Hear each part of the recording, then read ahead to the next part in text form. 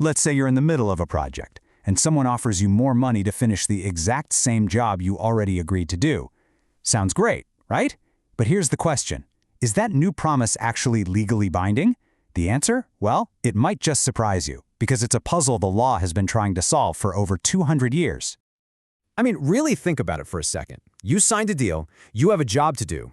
Getting a promise for extra pay just for doing what you were already supposed to do, it kind of feels like a one-way street, doesn't it?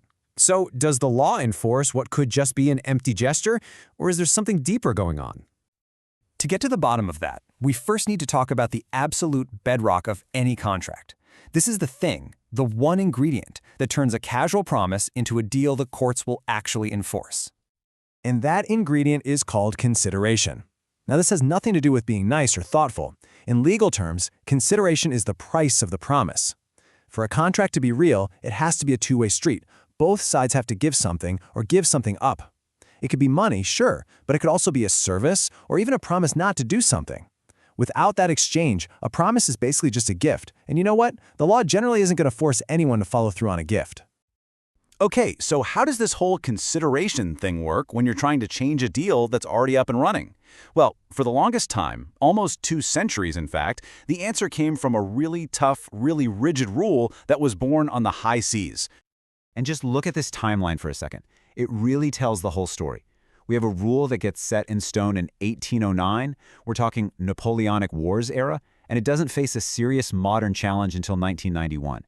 That huge gap in time is the entire conflict we're exploring right here. So here's the story of that original case. Picture this. A ship is way out in the Baltic, a long, long way from home. 2 of the sailors just give up and desert. The captain's in a tough spot. He's got to get his ship and all its valuable cargo back to London. So he promises the rest of the crew that he'll split the deserters' wages among them if they just do their jobs and sail the ship home. The sailors agree, and they do it. But when they finally got back to London, the captain refused to pay up. The sailors took him to court, and the judge delivered this ice-cold verdict. Why? Well, because the sailors hadn't provided any new consideration. They were already under contract to sail that ship home, even if there was an emergency. They hadn't paid a new price for the captain's new promise. Now, that sounds incredibly harsh, doesn't it? But the court had a very powerful, very practical reason for this strict rule. This wasn't just about legal theory, it was about preventing chaos. You see, this whole rule was designed to stop extortion. Just imagine a ship in the middle of the ocean. What's to stop the crew from threatening to just stop working unless the captain pays them more?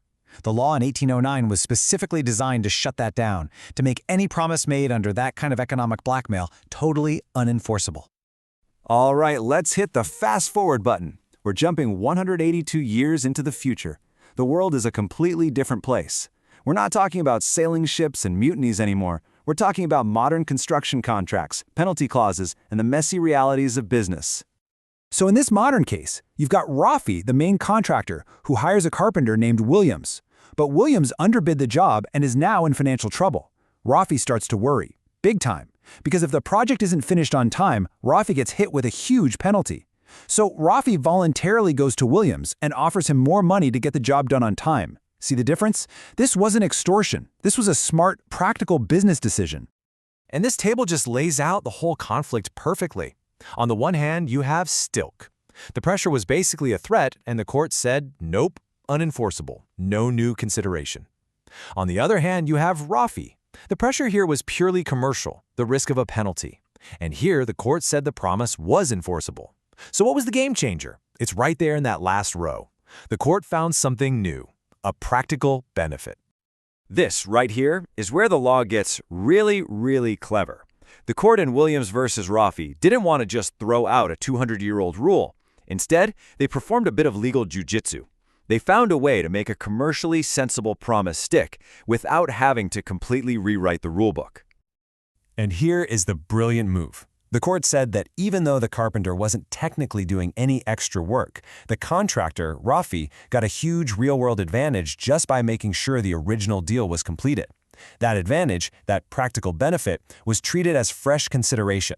It was the new price for the new promise of extra cash. So the case gave us this clear 6-step checklist for when a promise to pay more is actually binding.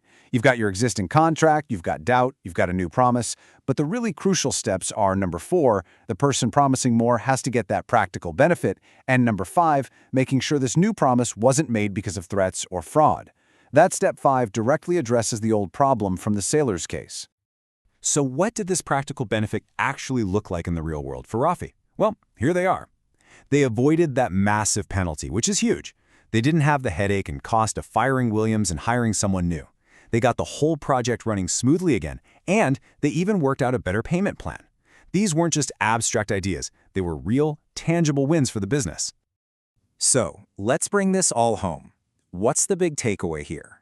Why does a legal fight between a builder and a carpenter from the 90s matter to any of us today? Whether you're a freelancer, a business owner, or just trying to keep a project from going off the rails. Well, it shows us that the law doesn't just stay stuck in the past. It actually evolves. It moved from a super rigid black and white rule that was designed for the 19th century to a much more flexible principle that actually understands how business works today.